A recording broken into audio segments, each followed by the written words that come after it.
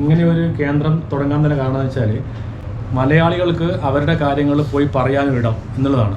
എന്ത് പ്രശ്നങ്ങളായാലും അതിലിപ്പം ഈ നോർക്കി ആയാലും അതില്ലെങ്കിൽ അവർക്ക് അസുഖത്തിൻ്റെ കാര്യമായാലും അല്ലെങ്കിൽ അവർക്ക് ഈ നാട്ടിൽ അവർ അനുവദിക്കുന്ന എന്തെങ്കിലും വിഷയങ്ങളുണ്ട്, ലീഗലായിട്ടുള്ള ഇഷ്യൂ നാട്ടിലുണ്ട്, അല്ലെങ്കിൽ വേറെ അവർ പ്രവാസികളാണല്ലോ, നാട്ടിൽ അവർക്ക് ചില കാര്യങ്ങൾ ഡോക്യുമെൻറ്റേഷൻ നടക്കുന്നില്ല, എന്ത് കാര്യങ്ങളായാലും നമ്മളോടൊന്ന് പറയുകയും നമ്മളെ കൊണ്ട് കഴിയുന്ന സഹായം ചെയ്യുക. ആർക്കും, അതായത് അതിൽ വ്യക്തികളോ അല്ലെങ്കിൽ പാർട്ടികളോ അല്ലെങ്കിൽ സംഘടനകളോ അല്ലെങ്കിൽ മതങ്ങളോ ഒന്നുമില്ല, എല്ലാവർക്കും ഉപയോഗപ്രദമായ ഒരു സെൻറ്റർ എല്ലാ ആഴ്ചയും വന്ന് പരാതി പറയാനും അതിൻ്റെ പരിഹാരം നേടിയെടുക്കാനുള്ള ഒരു 5 സെൻറ്ററായിട്ടാണ് കുവൈറ്റിൽ വെൽഫെയർ പ്രവാസി വെൽഫെയർ ഇങ്ങനെയുള്ള ഈ ഒരു സെൻറ്റർ ഉണ്ടാക്കിയിരിക്കുന്നത്. അപ്പോൾ എല്ലാവരും ഇങ്ങനെ ഈ സെൻറ്ററിനെ ഉപയോഗിക്കുക.